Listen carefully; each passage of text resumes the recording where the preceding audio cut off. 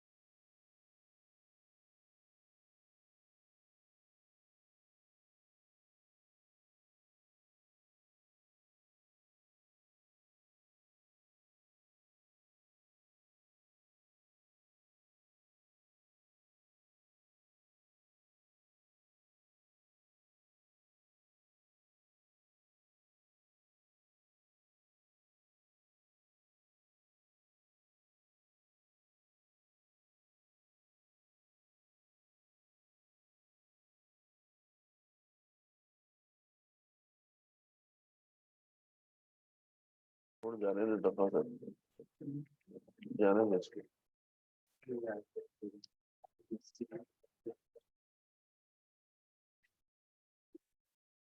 यहाँ से शेयर कर लेना, ये दिया तो।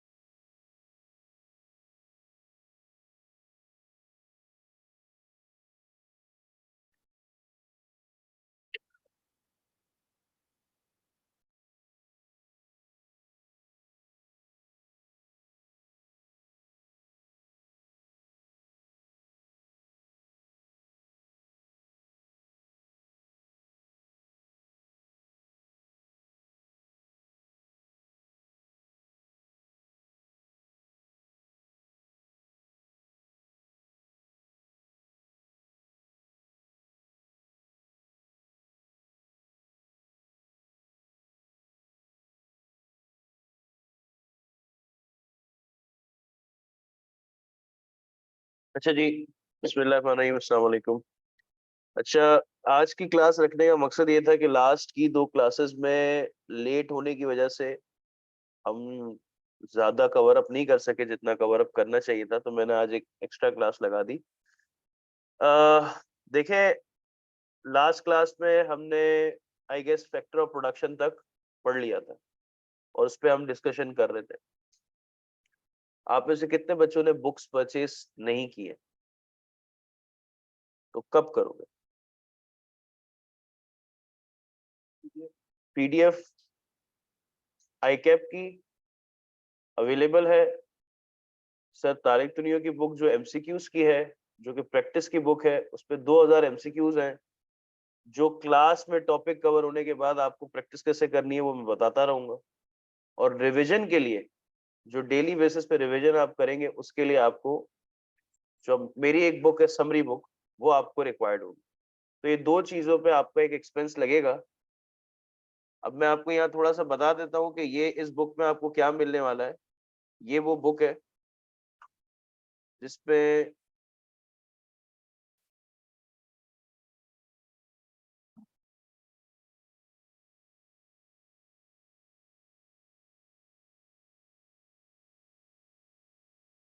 ये सर तारिक तुनियो है कि जिनके साथ मैं एसोसिएटेड हूँ, और इसमें पूरा स्टडी प्लानर वगैरह सारी चीजें मैं आपको प्रोवाइड करूंगा। अब देखें, यहाँ पर आपके पास छोटे छोटे पैराग्राफ की फॉर्म में जितने पेजेस का आपका बुक में चैप्टर है, उससे कम पेजेस के अंदर आपके पास यहाँ पर तमाम चीजें अवेलेबल है।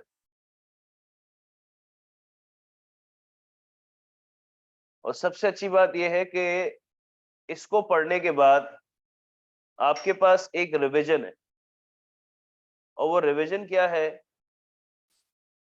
वो रिवीजन है ये। अब कल की क्लास तक अगर हम नोट करें तो हमने क्या क्या कवर किया? हमने बिजनेस कवर किया, बिजनेस में प्रॉफिट क्या होता है कवर किया, प्रॉफिट के लिए सेल्स करनी पड़ती है, इसको थोड़ा सा बढ़ा देते हैं।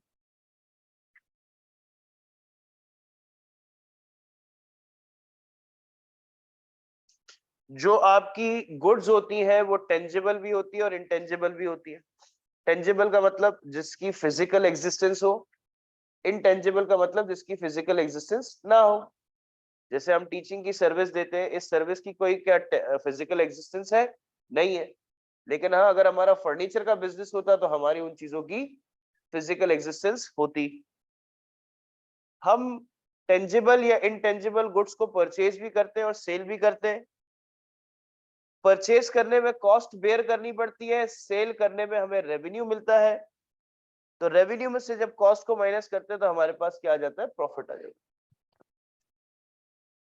अब यहां पर एक चीज और है, वो ये है कि ऑर्गेनाइजेशन का वर्ड अक्सर आप यूज होता हुआ देखते आए हो। ऑर्गेनाइजेशन क्या चीज है उसके बारे में थोड़ी सी बात कर लेंगे, फिर इसके बाद फैक्टर ऑफ प्रोडक्शन और फिर हमारे उस पर आएंगे। देखिए, ऑर्गेनाइजेशन एक टूल है। देखो, हर इंसान का एक पर्पस है, एक ऑब्जेक्टिव है, या मैं कहूंगा उसका एम है कि वो अपने गोल्स को, अपने एम को पूरा कर ले। तो इसी तरह बिजनेस का भी एम है, गोल है, और वो ये है सक्सेसफुल होना, सक्सेसफुल बिजनेस बनना, प्रॉफिटेबल बिजनेस बनना। अब ये कैसे पूरा होगा? इसके लिए आपको अपने आप को ऑर्गेनाइज करना पड़ेगा। जैसे आप अगर सक्सेसफुल होना चाहते हैं, एग्जाम में जल्दी पास होना चाहते हैं, तो आप क्या करना शुरू करोगे? अपने आप को ऑर्गेनाइज करना शुरू करोगे, अपने आप को डिसिप्लिन करना शुरू करोगे। यही है ना? ऑर्गेनाइज करने में आपके पास कुछ चीजें आती हैं, उसमें से सबसे पहली चीज ये है कि जब भी आप कोई काम करने का इरादा करते हैं, किसी भी मकसद को पूरा करने का इरादा करते हैं, तो सबसे पहले आपको क्या करना पड़ता है? आपको सोशली अरेंज होना पड़ता है उन लोगों से जो उस एम, उस गोल में आपकी हेल्प कर सके। आपको डॉक्टर बनना था और मेडिकल यूनिवर्सिटी में एडमिशन लेना था, तो आप किससे जाके मिले? जो लोग उन यूनिवर्सिटीज की प्रिपरेशन करवाते हैं। आपको सीए करना था, आप सीए करने के लिए किन इंस्टीट्यूट से मिले? जो सीए की प्रिपरेशन कराते हैं। तो आपको, या फिर आप अगर इंस्टीट्यूट से ना मिलते तो आप होम ट्यूटर से मिलते, आप इंटरनेट पे कोई रिसोर्स देख लेते। यानी किसी ना किसी तरीके से आप किसी सोशल अरेंजमेंट में तो आते ही ना, कि जिससे आपको वो तमाम की तमाम रिसोर्सेस, तमाम की तमाम इंफॉर्मेशन, नॉलेज मिलती, जिससे आप अपने गोल को अचीव करने में कामयाब हो जाते हैं। अब हमारे पास 5 सब्जेक्ट है पीआरसी में। इन पांचों सब्जेक्ट के लिए आपको अलग अलग टीचर से सोशली अरेंज होना पड़ा। अकाउंटिंग के लिए काशिफ भाई से होना पड़ा, क्यूटी के लिए अरसलान भाई से होना पड़ा, सर एलविन से बीएम पता नहीं क्या बीडब्ल्यूसी से होना पड़ा, मिस जैनब से इको के लिए होना पड़ा, और मुझसे आपका यानी कि हर गोल को, यानी हर टारगेट को अचीव करने के लिए आप रेलेवेंट पर्सन से मिले। अगर आप रेलेवेंट इंसान से नहीं मिलेंगे तो आपको वो रेलेवेंट इंफॉर्मेशन नहीं मिलेगी और आप रेलेवेंट टारगेट को अचीव नहीं कर। सिंपल सी बात है। जब आपकी इस इंस्टीट्यूट से मुलाकात हुई तो इस इंस्टीट्यूट ने आपके सीए के टारगेट को अचीव करने के लिए आपके साथ एक कनेक्शन बनाया। कनेक्शन क्या बनाया? ओरिएंटेशन में आप आए, आपको बताया, समझाया। फिर इसके बाद आपको ये नहीं कहा कि अब आपने इंफॉर्मेशन ले ली, अब आप घर जाओ, रास्ते में कहीं मिलते हुए पढ़ लेंगे हम। नहीं, एक क्लास का माहौल दिया ना। किसी भी चीज को अचीव करने के लिए आपको उस चीज के लिए एनवायरनमेंट क्रिएट करना पड़ता है। तो एनवायरनमेंट क्रिएशन को बोलते हैं हम सेपरेट बाउंड्रीज।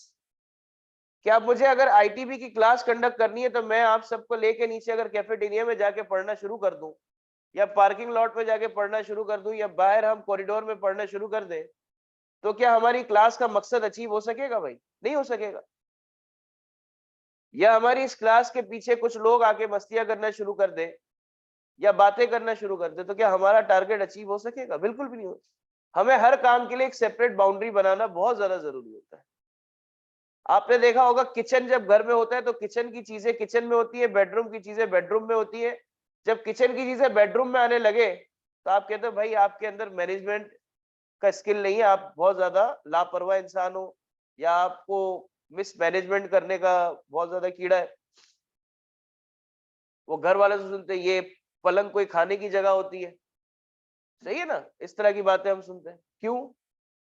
क्योंकि हमने जो काम किया होता है उसके लिए एक सेपरेट बाउंड्री है। ठीक है ना? तो यहां पर भी इस तरह से है कि आपको हर चीज के लिए एक सेपरेट, विदाउट क्रिएटिंग अ माहौल, without creating an environment, you can not achieve a thing. आप अपनी पढ़ाई करने के लिए बैठते हो तो क्या आप घर के बीच कॉमन में जाके बैठते हो तो जहाँ सारे घूम रहे होते हैं? आप एक कोने में जगह लेते हो, कमरे को बंद करते हो, डिस्टॉर्शन को खत्म करते हो, मोबाइल को साइड पे रखते हो और पढ़ना शुरू करते हो। अब आप ये बोलो नहीं मैं बीच में जाके बैठ जाऊं सबके और माहौल खुद ब खुद बने, तो आप पागल होते। ऐसा तो पॉसिबल ही नहीं है। लाइब्रेरी में क्यों जाते हैं? माहौल की वजह से। फिर इसके बाद मैंने आपको पढ़ाना शुरू कर दिया, आपने पढ़ना शुरू कर दिया। अब कैसे पता चलेगा आपको समझ आ रहा है? कैसे पता चलेगा मैं अच्छा पढ़ा रहा हूं? एक टेस्ट होना चाहिए, डिस्कशन होना चाहिए, आप लोगों से क्वेश्चन पूछे जाने चाहिए। आप लोग से क्वेश्चन पूछूंगा, आप लोगों का टेस्ट लूंगा, तो मुझे समझ आएगी ना कि हाँ यार ये बच्चे को फला बात समझ आ रही है, ये बात समझ नहीं आ रही।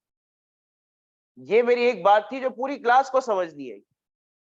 तो मुझे मेरे भी एनालिसिस होगा और आपकी भी जो परफॉर्मेंस आप कर रहे हो उस पर ग्रिप आने लगेगी। फिर मैं लाइफ में आपको बहुत से लोग मशवरे देते हैं बिना कुछ जाने कि आपके साथ हो क्या रहा है।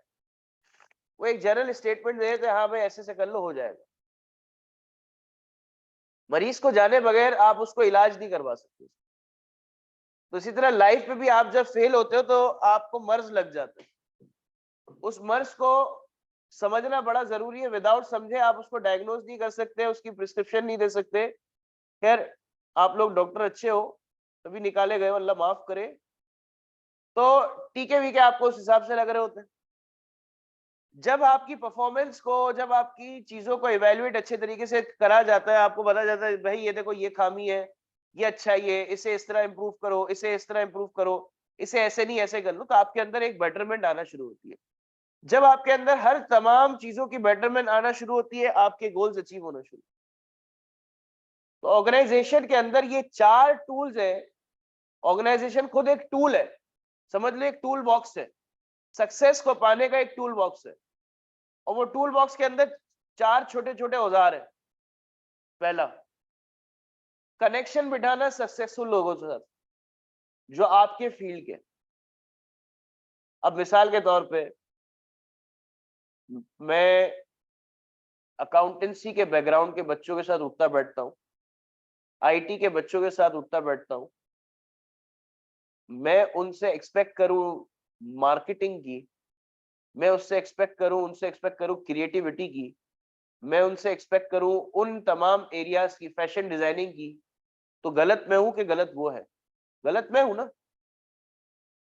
क्योंकि मैं जिस माहौल की चीज को सीखना चाहता हूं, जिस माहौल की चीज को समझना चाहता हूं, उस माहौल में तो मैं हूं नहीं। ऐसा नहीं है कि मैं नहीं सीख सकता, लेकिन टाइम बहुत लगेगा। और हो सकता है जब तक टाइम लगे तब तक आप हिम्मत हार जाओ। तो हमेशा कहते हैं कि उस्ताद का होना बड़ा जरूरी है, मेंटोर का होना बहुत जरूरी है किसी भी फील्ड में। क्योंकि वह आपको, क्योंकि देखो आप किसी भी फील्ड में जब आगे बढ़ते हो वो आपसे 10 टाइम आगे बढ़ के चीजों को देख चुका होता है किस तरह से चीज जानी चाहिए। तो ये आपके पास ये चीज थी ऑर्गेनाइजेशन की। ये वाला पैराग्राफ चैप्टर नंबर 2 के स्टार्ट में भी आएगा। ठीक है। अब हम बात कर रहे थे फैक्टर ऑफ प्रोडक्शन की। तो हमने कहा था कि फैक्टर ऑफ प्रोडक्शन के अंदर कितनी चीजें हैं भाई हमारे पास?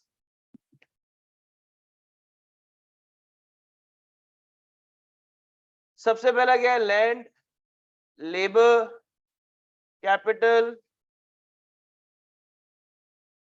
और नॉलेज, जिस पे हमने बात करना शुरू किए थे। हमने कहा था यार विदाउट नॉलेज बिजनेसेस नहीं चल सकते, जिसमें हमने शेफ के बिजनेस की एग्जांपल दी थी। हमने बात की थी कि भाई बहुत से ऐसे रेस्टोरेंट्स हैं जिसके ओनर खुद शेफ होते हैं, तो चीजें बहुत अच्छे तरीके से मैनेज हो रही होती हैं, वरना टेस्ट पे ही कॉम्प्रोमाइज हो जाता है हर दफा। तो कहने का मकसद ये है, वालेकुम सलाम, कहने का मकसद ये है कि जो फैक्टर ऑफ प्रोडक्शन है, ये वो तमाम रिसोर्सेज है, ये तमाम सोर्सेज है जिसके जो अगर आपके साथ होंगी तो आप इजी, सारी होना जरूरी नहीं है। जैसे मिसाल के तौर पर आपका ऑनलाइन बिजनेस है, उस बिजनेस की एग्जिस्टेंस तो लैंड पे नहीं है ना, उस बिजनेस की एग्जिस्टेंस तो लैंड पे नहीं है ना। और लेबर, जब तक आपके पास पैसे नहीं है कि किसी ढंग के लेबर को अफोर्ड कर सको, तब तक आप खुद काम करोगे। पैसे, बिना पैसे के आप अगर बोलोगे कारोबार हो सकता है, तो बिल्कुल नहीं हो सकता। आपको एक बिल्कुल मुनासिब अमाउंट रिक्वायर्ड है किसी भी बिजनेस को स्टार्ट करने, डिपेंडिंग कि आप बिजनेस कैसा कर रहे हो। समझ आ रही है? अब मिसाल के तौर पे इसकी एग्जांपल कुछ इस तरह से समझाई जा सकती है कि अक्सर क्वालिफिकेशन को जब अचीव करते हैं तो पेरेंट्स बजट बनाते हैं। बच्चा बच्ची अगर फला काम, फला क्वालिफिकेशन रख रहा है करने वाला है, तो उसका बजट बना के रखते हैं। क्या 2.5 लाख रुपए के अंदर एसीसी होगा, फला अमाउंट के अंदर ये होगा, इस अमाउंट के अंदर ये होगा, एक बजट सोचा हुआ होता है। उस बजट के अंदर आपको जो, अगर उस बजट को आप थोड़ा खोल के देखो तो उस बजट में आपको लिखेगा इंस्टीट्यूट की फीस, एग्जामिनेशन फीस, रजिस्ट्रेशन की फीस, सब्सक्रिप्शन की फीस। लेकिन उस बजट के अंदर आपको ये जो रोज घर से निकल के यहाँ आना वो नहीं मिलेगा, आपकी जो रजिस्टर का खर्चा है वो नहीं मिलेगा, आपकी जो डेली की पॉकेट मनी है वो नहीं मिलेगी, आपका जो कन्वेंस वगैरह पे जो पैसे वगैरह लगते हैं वो नहीं मिलेगा, आपका जो दूसरी एक्टिविटीज दोस्तों में बैठ के हो जाती है उसके पैसे अकाउंट फॉर नहीं होते। तो ये जो छोटे छोटे एक्सपेंसेस है, ये तो इतने इग्नोर कर दिए जाते हैं, और ये छोटे छोटे एक्सपेंसेस की अमाउंट इतनी बढ़ चुकी होती है कि एक्चुअल एक्सपेंसिव भी ज्यादा बन जाती है।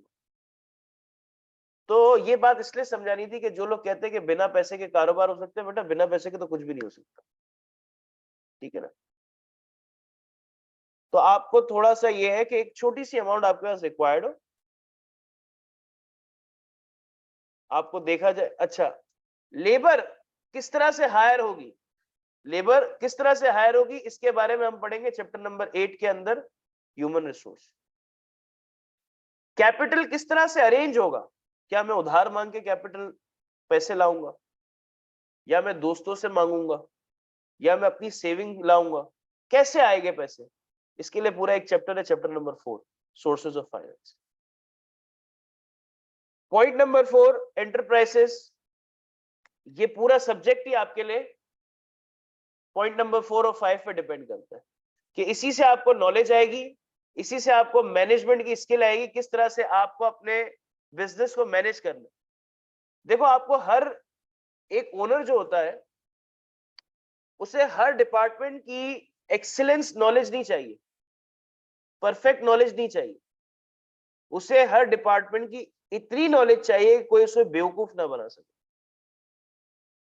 आपने कोई भी काम इसलिए नहीं सीखना होता कि आप उसको आपको खुद करना चाहते हो। आपने कोई भी काम इसलिए सीखना होता है, सीखने का मतलब देखना होता है गौर से कि सामने वाला आपको कोई बेवकूफ ना बनाए। मतलब अब मिसाल के तौर पे एक बंदा है, वो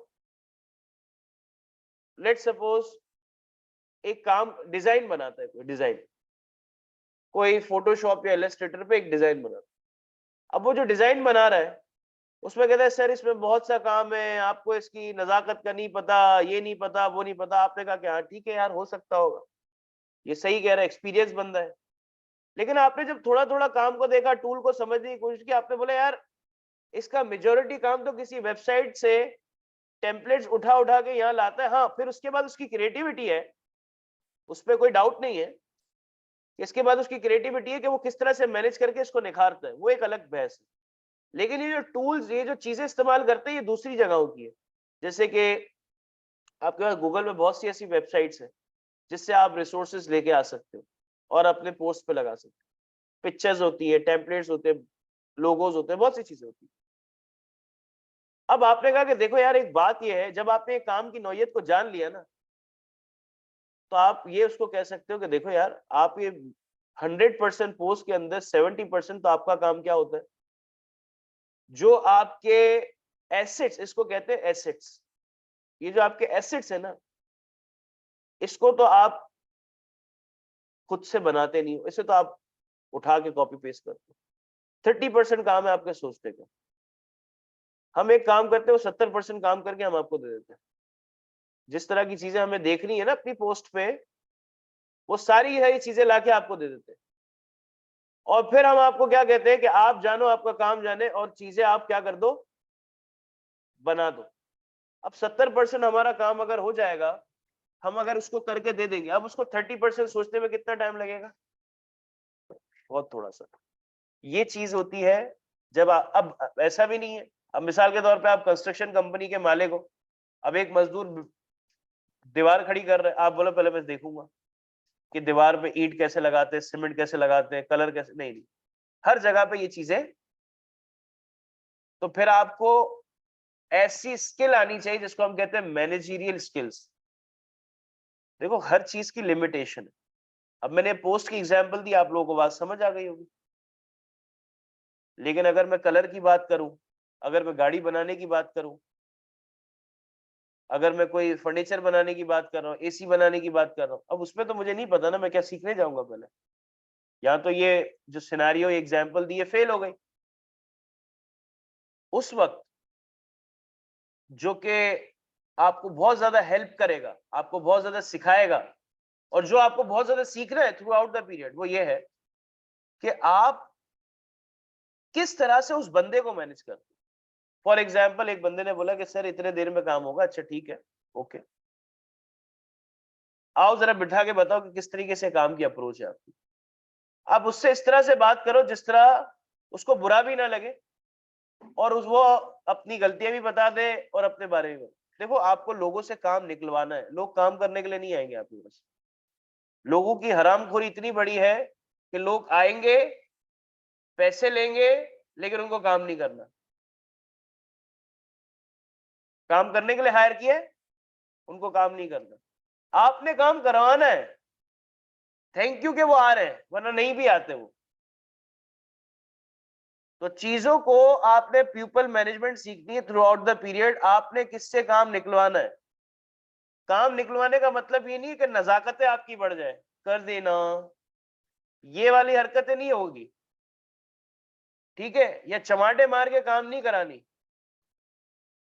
क्या आपने बोला कि मैं थोड़ा नजाकत से बात कर लेती हूँ, सामने वाला काम कर लेगा? नहीं बेटा, वो सामने वाला फिर तो और हरामखोर हो जाएगा। और अगर लड़कों ने बोला 2 चमाटे कराता हूँ साले को, मैं लेके जाता हूँ, काम करके देगा, इसकी ऐसी की तैसी, नहीं, फिर वो काम करके नहीं देगा। उसको उसी के ग्राउंड पे मारेंगे, कैसे, समझ के। तो ये फैक्टर ऑफ प्रोडक्शन आपको ये बात समझाते हैं कि हर चीज कितनी इंपॉर्टेंट है। तो जो यहाँ पर दकियानूसी बातें निकल रही है ना, जैसे अक्सर हमारे पास होता है कि वो क्या इंग्लिश में कहते हैं, this sheet of paper can not decide my future. बहुत ही बड़े बोंग है, नहीं करो सीए, नहीं बनो डॉक्टर, कोई आपको घुस के ऑपरेशन करने देगा? कोई भी नहीं। मतलब सिंपल सी बात है यार, आप अगर किसी घर में प्लम्बर को ही बुलाते हो ना, तो पहले कोशिश करते हो कि उसका कोई रेफरेंस निकाल लिया जाए कि काम सही करता है कि नहीं करता। क्यों रेफरेंस निकालते हो भाई? किसी अनजान मर्द को घर बुला रहे, चोरी वोरी कर लेगा। और आजकल तो माशाल्लाह चल भी रहा है काउंटर स्ट्राइक हमारे कराची में। तो कहने का मकसद है, आप रेफरेंस ढूंढते हो उसके काम के लिए। तो अगर आपके पास एक ऑथेंटिक पेपर है जो आपको बताता है, देखो आप ये जो पेपर है ना, कोई बच्चा कहता है नहीं सर पेपर, अगर मेरे पास डिग्री नहीं इसका मतलब ये थोड़ी कि मैं कामयाब नहीं हो सकता। सही बात है, लेकिन बेटा डिग्री ना होना इस बात की पक्की अलामत है कि तुझसे बड़ा लेजी जाहिल आदमी और कोई नहीं है इस दुनिया में। उसका रीजन ये है कि ये जो पेपर है इसके पीछे जो हार्डवर्क रिक्वायर्ड थी तुझसे वो नहीं हो सकी, तू क्या उखाड़ेगा आगे जाके? समझ आ रही है बात? हाँ, वो एक अलग सर्कमस्टांसेस है कि पैसे नहीं थे, एक्स वाई जेड, ये जो भी मसले, ये सब चीजों को परे हटा के, खास तौर पे एक्स को परे हटा के, आप अपने काम से काम रखो, आप आगे बढ़ो, चीजों को लेके चलो खुद ब खुद। ये जो रिक्वायर्ड हार्डवर्क्स है ये आप, ये छोड़ के आप ये नहीं बोल सकते। आप जिनकी एग्जाम्पल लेते हो ना बेटा, वो अगर कोई बिल गेट्स की एग्जाम्पल लेके आपको ये बात समझा तो बेटा वो बिल गेट्स था, ठीक है बेटा, वो हार्वर्ड से निकला था, तेरी तरह केयू और एनईडी से नहीं निकला था, माजो से नहीं निकला था। तो थोड़ा सा है ना, दिमाग को अपनी औकात भी देखो और जिसकी एग्जाम्पल दे रहे हो ना वो भी देखो वो कौन है, कि कहाँ के ड्रॉप आउट थे, और क्या वो ड्रॉप आउट अपनी नाकाबिलियत की वजह से थे। हाँ, आपको आइंस्टाइन की एग्जाम्पल लेके उसके टीचर ने बोला ये बड़ा बेवकूफ है, बेटा फिर वो आइंस्टाइन भी तो बना ना, तू क्या बना है? तू अभी तक इंसान का बच्चा नहीं बना, तू आइंस्टाइन बनेगा। तो चीजें, इस तरह के जो लोग होते हैं ना वो 100 आटे में नमक बराबर है। जो ये जितनी एग्जाम्पल्स आप देते हो ये आटे में नमक, इनको अपनी इंस्पिरेशन बना लेना, लेकिन उनकी रिक्वायर्ड हार्डवर्क को भी तो अपना बनाओ। आप डिसाइड करते हो अपनी success based on your failure. आप अपने सक्सेसफुल होने का क्राइटेरिया, बायोमीटर, पैरामीटर सेट करते हो कि हाउ मेनी टाइम्स आप फेल हो रहे हो। कि मैं अपनी लाइफ में इतनी दफा फेल हुआ तो अब तो मेरा सक्सेस के रेशियो का चांसेस ओ बढ़ रहा है, क्योंकि जो जितना ज्यादा सक्सेसफुल होना चाहता है वो उतना ज्यादा फेल होता है। अबे बोंगे, ये कहां से किनके साथ बैठ रहा है? कौन है जो तुझे ये सारी बातें बता रहा है? बेटा ज्यादा टाइम फेल होने का मतलब ये कभी नहीं है कि आपके सक्सेस का रेशियो बढ़ रहा है। ज्यादा टाइम फेल होने के बाद उस फेलियर का रेशियो कम हो रहा है तो इसका मतलब आपका सक्सेस का रेशियो बढ़ रहा है। ये बीच वाली बात तो किसी ने बताई नहीं है कि ज्यादा failure is equal to not ज्यादा सक्सेस। नहीं, बीच में एक और इक्वेशन कि जितनी बार फेल हुए हो आप उस पहले क्वांटिटी को कम करो, जितना स्पीड से कम करोगे सक्सेस उस स्पीड से फिर आती जाए। सक्सेस ये नहीं है कि आपके पास कोई न्यू चीज आ जाए, सक्सेस ये भी है कि प्रीवियस गलती अब आपसे नहीं हो रही, इट्स अ सक्सेस। पहले जिस वजह से फेल हुए थे अब उसमें फेल नहीं हो रहे, इट्स अ सक्सेस। तो सक्सेस कभी न्यू सक्सेस नहीं मिलती कि मिसाल के तौर पे अचानक से कोई ऐसी चीज आ गई आप बोलो वाह सक्सेसफुल, नहीं। पुरानी चीजों पे जीत का आना सक्सेस है। तो पुरानी चीजों में जीत कैसे आएगी? घर पे बैठे बैठे नहीं आ सकती बेटा। घर पे बैठे बैठे अम्मा पापा की गाली आएंगी, चप्पल आएंगे, और कुछ नहीं आएगा बेटा। बात समझे? तो सोर्सेस क्या है हमारे पास? नॉलेज। ये तो नॉलेज के लिए आप आए हो। अब बाज दफा हम पढ़ते हैं कि यार यार मैथ्स पढ़ रहे हैं, ये फला चीज, ये कहाँ काम आता है लाइफ में? ये अलजबरा पढ़ते हैं, ये ट्रिग्नोमेट्री पढ़ते हैं, डेरिवेटिव्स पढ़ते हैं, कैलकुलस, ये कहाँ काम? कैलकुलस डेरिवेटिव्स तो बहुत काम आता है स्टॉक एक्सचेंज के अंदर, करेंसी में बहुत काम आता है। वक्त आने में पता चलेगा ना, स्टैट्स बहुत काम आता है आगे जाके। तो चीजें अपने वक्त पे आएंगी। मैथ्स आपको आईटी के लिए जरूरी है, आपको डिजिटल मार्केटिंग में एल्गोरिथम को समझने के लिए जरूरी है। मैथ्स आपको डिजिटल मार्केटिंग के एल्गोरिथम को समझने के लिए जरूरी है। एक अच्छी मैथ्स। मेडिकल आपको पता है, आईटी है ही बेस्ड नंबर्स पे, पीछे 0 और 1 के डिजिट्स चल रहे हैं ना। कौन सी ऐसी फील्ड है जो बिना मैथ्स के? कोई भी नहीं है। बहरहाल यहां तक बात क्लियर है सारी? कोई किसी का सवाल पिछली कुछ चीजों में और अब की कुछ चीजों में? पढ़ना स्टार्ट अभी शायद किसी ने भी नहीं किया, सेल्फ स्टडी में रीडिंग स्टार्ट कर लो। आज के दिन आप लोगों ने मुझे इस चैप्टर के 4 पेजेस पढ़ के भेजने, ग्रुप सबका अलग अलग बना दिए, तो आप लोगों ने 4 पेज आज या कल में बुक खरीदो, और बुक खरीदने के बाद 4 पेज आपने पढ़ने। जब पूरी तरह बुक हो जाएगी, फिर आपको जो मैंने अपनी बुक दिखाई है उसको आपने रेगुलर बेसिस पे किस तरह से कैरी करके लेके चलना है वो मैं बता दूंगा। क्लियर है? यहां तक आगे बढ़ सकते हैं हम? जी सर, कर लो, कर लो, बेहतरीन हो जाएगा। आप कर लो, मेरे लेक्चर लेके मेरी बुक से रीडिंग कर लो, और फिर आप सर तारिक दुनिया के सवाल सॉल्व कर लो। जी,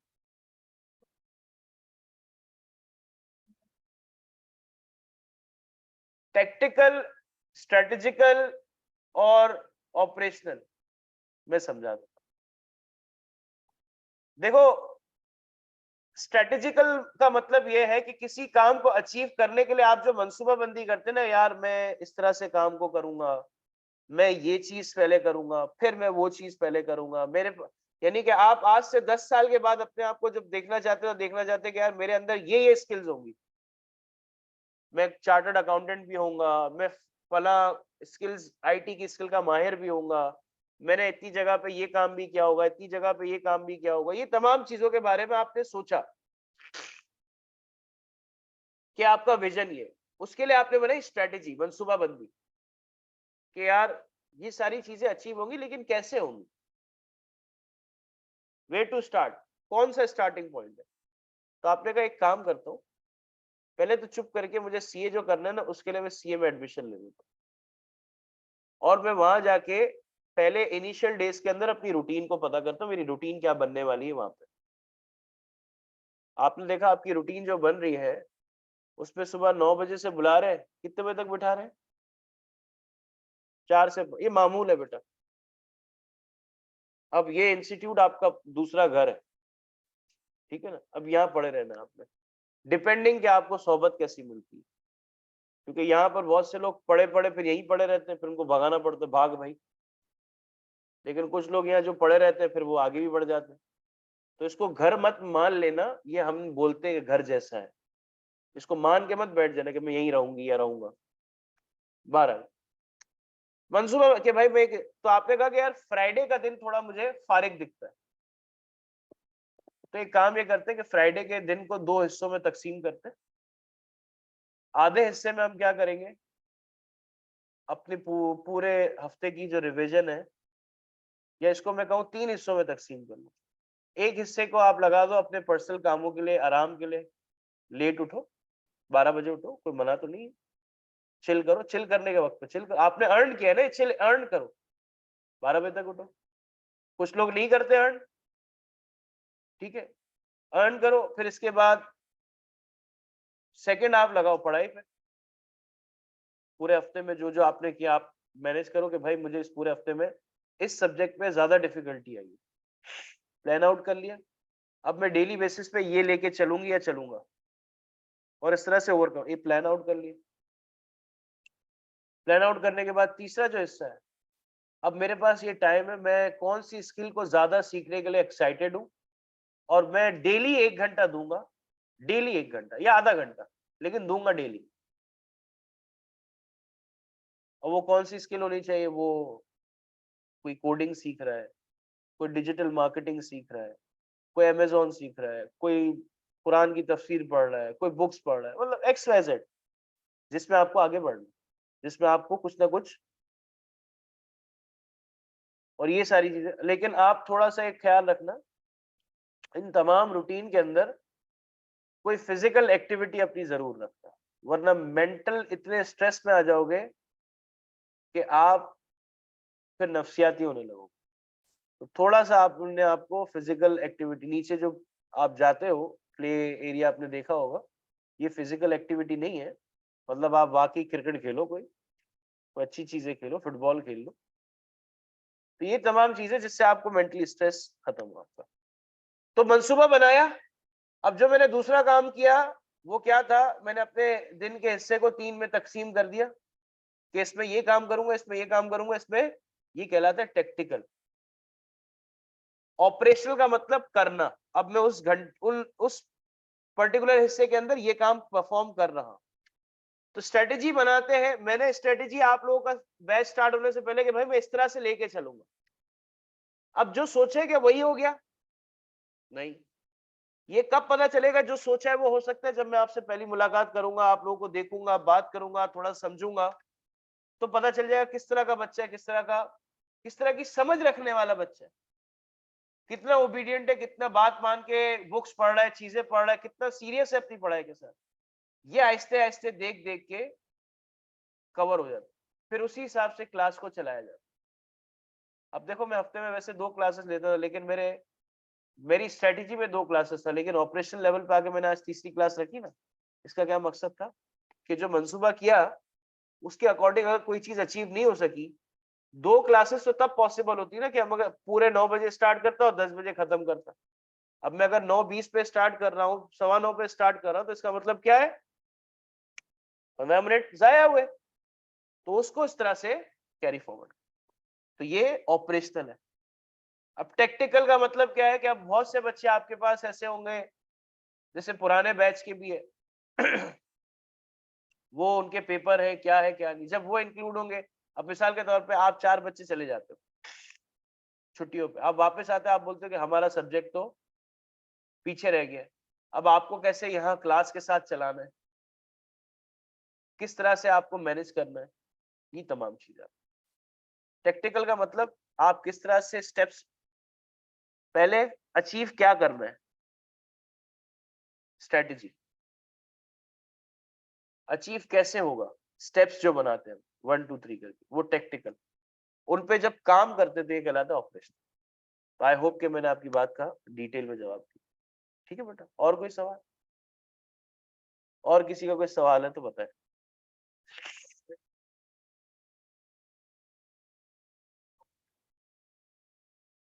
ऐसा बिजनेस जिसकी नीयत हो पैसा कमाना, एआरडीटी इंस्टीट्यूट, ऑब्वियस सी बात है। सिलानी, ईदी, जीडीसी, छिपा। लेकिन ये जितनी भी अभी नाम लिए ना, ये एनजीओज है, ये पब्लिक सेक्टर नहीं है।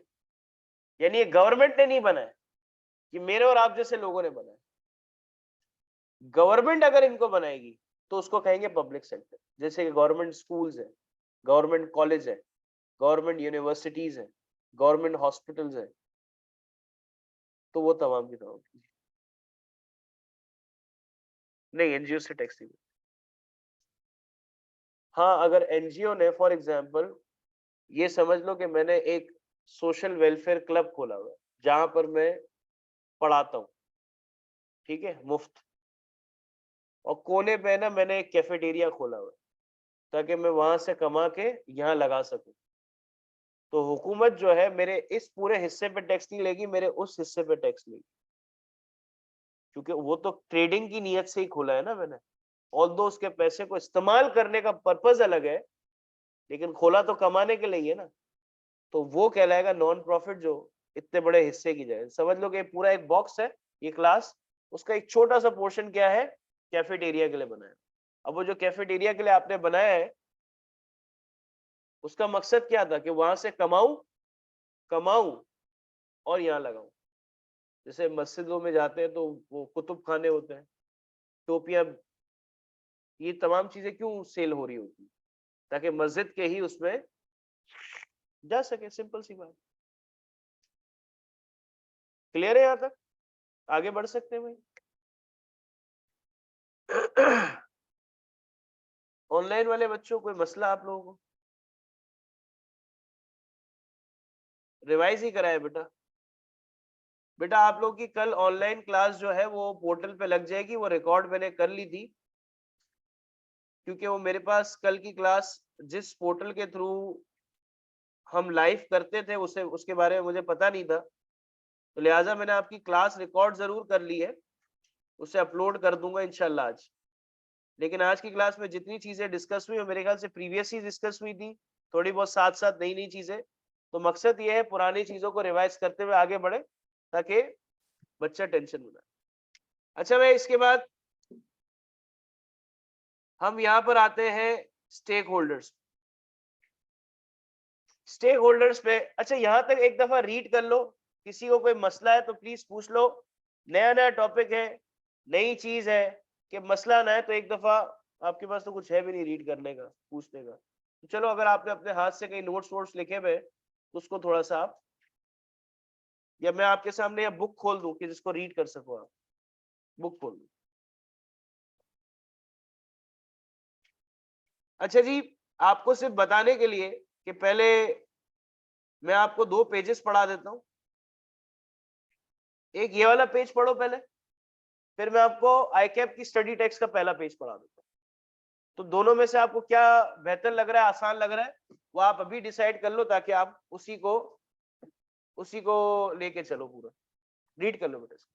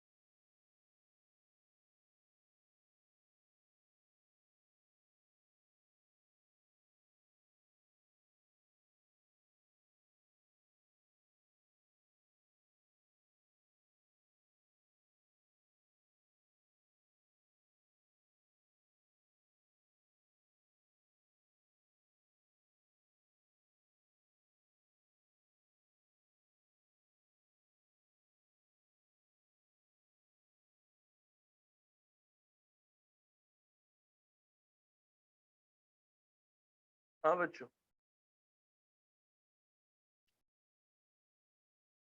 इंटरप्राइजिंग कहते हैं बिजनेस एंटिटी। एंटिटी, बिजनेस, ये एक बिजनेस एंटिटी है, एक ऐसी जगह जहां कारोबार हो। एंटरप्राइजेस का मतलब होता है जहां पर आप लोगों को सर्विसेज देके, गुड्स देके क्या कर सको, फैसिलिटेट करके अर्न कर सको। ठीक है।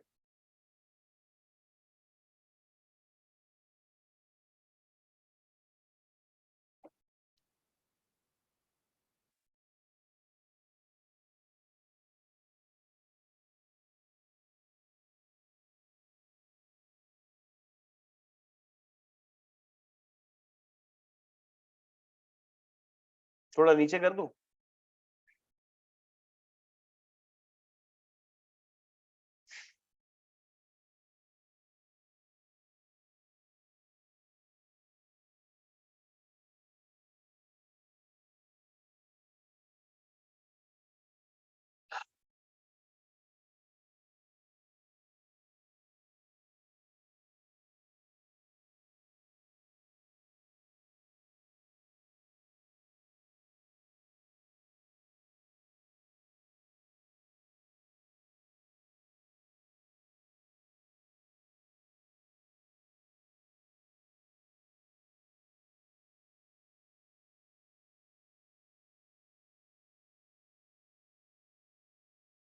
कोई बात समझना है तो प्लीज बताएं।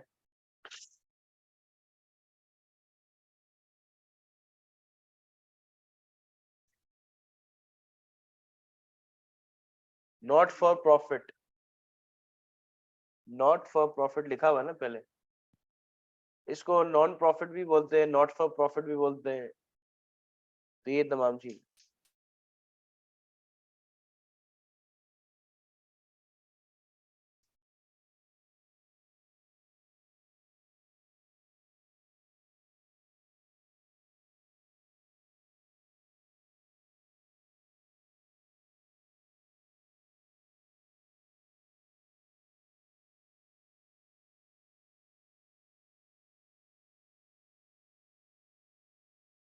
सब सही है भाई।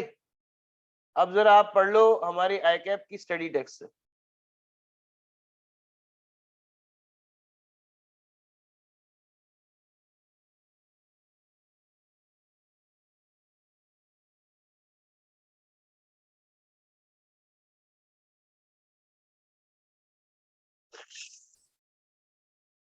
थोड़ा सा इसे बड़ा कर दूं, अब सही है।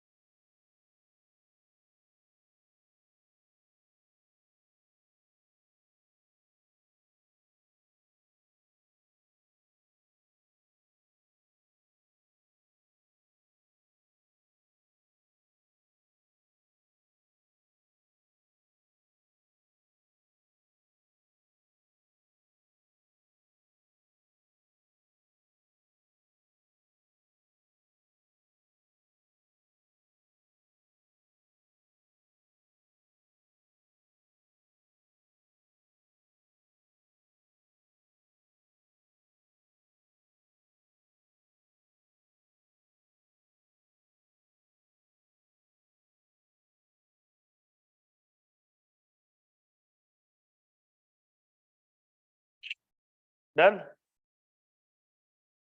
कोई इशू?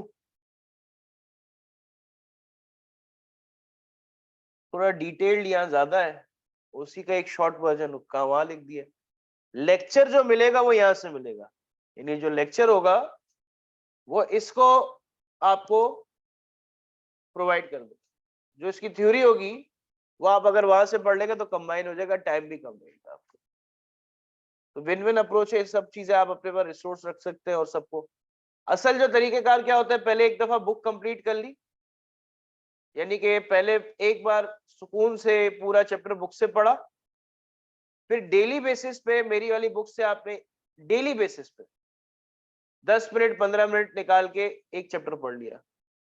जब चैप्टर की क्वांटिटी ज्यादा हो जाएगी तो समरी मत पढ़ना, तब वो चार्ट देखना डेली बेसिस पे, तो आपका कोई चैप्टर भूलेगा नहीं आपसे। और जब आपके एग्जाम के दिन करीब आएंगे तो आपकी ये बुक भी खत्म हो चुकी होगी, समरी जो मैंने लिखी है वो भी खत्म हो चुकी होगी, और डेली बेसिस पे समरी और चार्ट को रिवाइज करने की वजह से आपका आराम से मतलब पेपर इतना जल्दी आप दे सकते हैं कि यहाँ आपने आपके 90 डेज कवर हुए, और आपने विद इन 1 वीक अगर टाइम है तो आपने डेट लेके, मैं इसलिए कह रहा हूं कि आज आप लोग थोड़ी मेहनत करके आईकैप फोन कर ले, आईकैप की रजिस्ट्रेशन का प्रोसेस स्टार्ट कर ले, ताकि आपकी रजिस्ट्रेशन हो जाए तो पता किया जा सके कि आपके 90 डेज किस मंथ के अंदर कवर हो रहे हैं। तो अगर वो पता चल जाएंगे फिर आपको उस हिसाब से मैं गाइडलाइन प्रोवाइड कर दूंगा, बेटा ये इस तरह से लेके चलो, इतने टाइम में ये सब्जेक्ट कवर होने वाला है, इतने टाइम में ये सब्जेक्ट कवर होने वाला है। तो पहले से जो जो जल्दी जल्दी कवर होने वाले सब्जेक्ट है, जैसे आईटीबी है, BWC है और इको है, ये जल्दी हो जाता है, तो उनको पहले की ग्रिप पे रख लो। फिर इसके बाद अकाउंटिंग और क्यूटी थोड़े लेंदी है, उनको ग्रिप पे रखो, लेकिन पहले जैसे 90 डेज कवर हो पहले 3 पेपर खड़का दो, फिर इसके बाद ग्राउंड में आओ, 2 पेपर खड़काओ, ये चीज। तो यहां तक आई होप कि आपको चीजें क्लियर हो। कोशिश करूंगा कल एक क्लास और रख के जो स्टेक होल्डर वाला पार्ट है वो भी क्लियर करा, ताकि हमारा चैप्टर खत्म हो जाए और हम एक बिल्कुल जो पैटर्न 4 है वो पैटर्न पर। ठीक है, कोई सवाल हो तो आप पूछते रहिएगा, व्हाट्सएप ग्रुप अवेलेबल है। आई होप कि सब वहां आ गए होंगे, ज्वाइन कर लिया होगा। अपना ख्याल रखें, अल्लाह हाफिज।